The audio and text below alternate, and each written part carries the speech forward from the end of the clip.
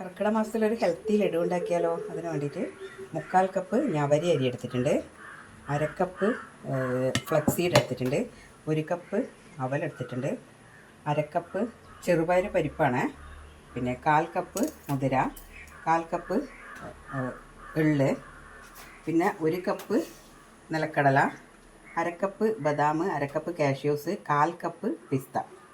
ഇതെല്ലാം നമുക്ക് വറുത്തെടുക്കട്ടെ. ഇതെല്ലാം ഞാൻ കഴുകി ഡ്രൈ ആയതിന് ശേഷമാണ് വറക്കാൻ ഇടുന്നത് കേട്ടോ. ഇത് ഞവരി അരിയാണ്. ഇതുപോലെ എല്ലാം വറുത്തെടുക്കണേ.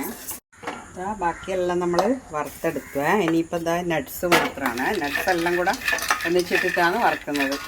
ഇതെല്ലാം കൂടെ നമ്മൾ നന്നായി പൊടിച്ചെടുക്കുക.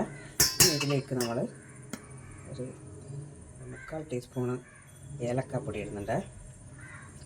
ഏലക്കാപ്പൊടി, പിന്നെ പനം ശർക്കരയാണ് എടുക്കുന്നത്. ഇതിൽ ഉരുക്കി ഒഴിക്കാൻ എടുക്കുന്നത് പനം ശർക്കരയാണ്. അപ്പോൾ അത് ഞാൻ ഇതിലേക്ക് ഒഴിച്ചിട്ട്, ഇത് നല്ല ശർക്കരയാണ്, ഒന്നുമില്ലാത്ത നല്ല ശർക്കരയാണ്. അപ്പോൾ ഇതിൽ വെള്ളം ഒഴിച്ചിട്ട് ഞാൻ ഉരുക്കിയിട്ടാകുമ്പോൾ നമുക്ക് ഈ പൊടികളെല്ലാം ഇടാം.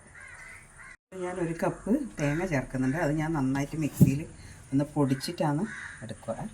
അപ്പോൾ ഇതിൽ ഞാൻ ഒരു പിഞ്ച് ഉപ്പിടുന്നുണ്ട്. ശർക്കര ഉരുകി നമ്മൾ അടിച്ചു വെച്ച തേങ്ങ ഉണ്ടല്ലോ, നല്ല പൊടിയായിട്ട് അടിച്ചു വെച്ചതാണ്. പൊടിയായിട്ട് ഇനി ഇതിലേക്ക് ഇടുന്നുണ്ട്. ഇതിലേക്ക് പൊടിച്ചു വെച്ച പൊടി നമുക്ക് ഇട്ട് കൊടുക്കുക. ഫ്ലെയിം കുറച്ചിട്ട് ഇതാണ് നമ്മുടെ ലഡു ആക്കേണ്ടത്.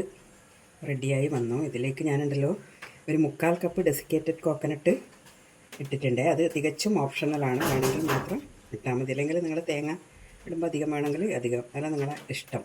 മധുരം ഞാൻ 2 കപ്പ്, ഇതുപോലത്തെ 2 കപ്പ് ശർക്കര എടുത്തിട്ടുണ്ട്. അതാണ് ഞാൻ ഒരുക്കിയത്. ഇനിയിപ്പോൾ ഇതിലേക്ക് നമ്മൾ ഇതാ ഒരു 1/2 കപ്പ് കറുത്ത മുന്തിരി ഇടുന്നുണ്ട്. നമുക്കിനി ഉണ്ടയാക്കിയെടുക്കാം.